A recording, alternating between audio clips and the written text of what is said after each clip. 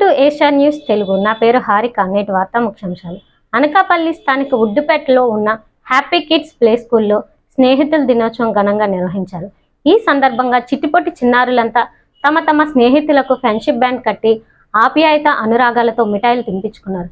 సృష్టిలో తీయనైనది స్నేహమని, తల్లిదండ్రులతో సైతం పంచుకోలేని మనోభావాలను స్నేహితులతో పంచుకోవచ్చని happy kids school correspondent Girish Kumar పేర్కొన్నారు.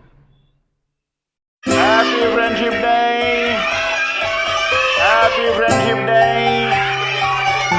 Happy Friendship